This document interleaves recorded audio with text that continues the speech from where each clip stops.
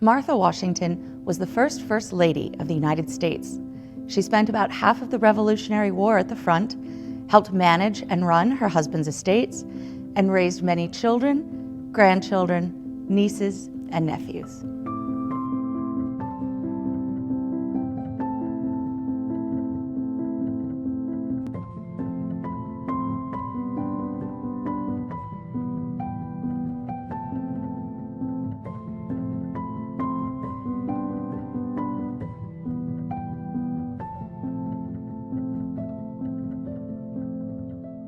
The woman later known as Martha Washington was born Martha Dandridge on June 2, 1731 at Chestnut Grove Plantation in New Kent County, Virginia. She was the eldest of 8 children born to John and Frances Dandridge.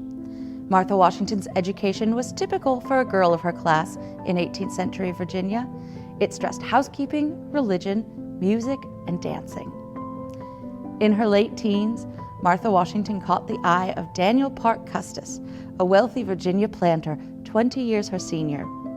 The two were married on May 15, 1750, and over the next 7 years had 4 children, 2 of whom died as toddlers. Then in 1757, Daniel Custis suddenly died.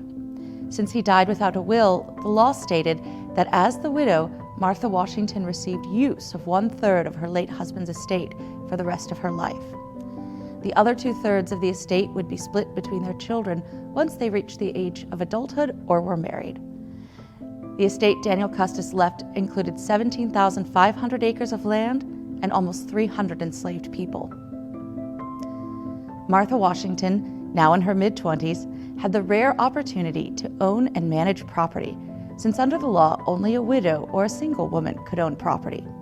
She wrote to Daniel Custis's agents in England to alert them of his death and instruct that all business issues be sent directly to her.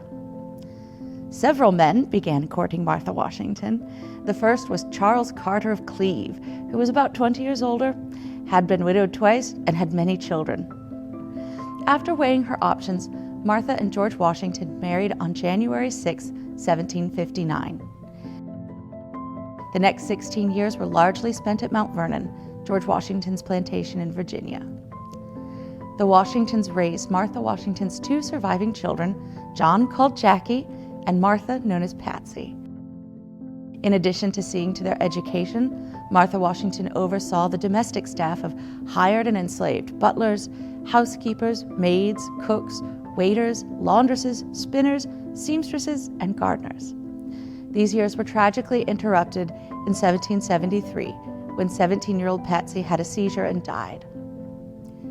During the Revolutionary War, George Washington was away leading the army, so Martha Washington, along with the help of her husband's cousin, managed Mount Vernon.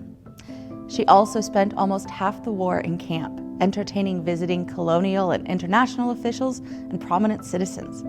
She helped copy correspondences, knitted for the soldiers, and made hospital visits. As the war came to an end, much of the happiness was drowned out for Martha Washington by the loss of her son John, who died of camp fever at Yorktown. After the war, the Washingtons returned to Mount Vernon to rebuild their plantation and raise John's 2 youngest children, Eleanor and George. In 1789, the Washingtons, who were in their late 50s, became the first family. Martha Washington oversaw much of the official entertaining, hosting a weekly dinner on Thursdays and a reception on Fridays, in addition to many other frequent visitors. 8 years later, the Washingtons retired to their beloved Mount Vernon.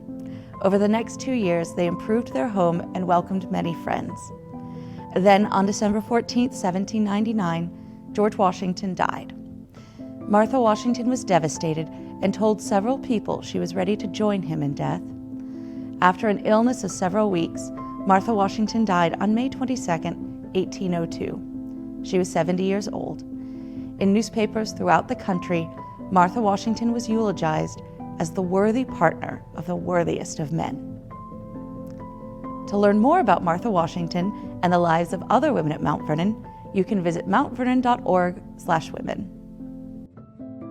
Click the subscribe button below and the bell icon to get notifications for new videos about George Washington and behind-the-scenes work at Mount Vernon.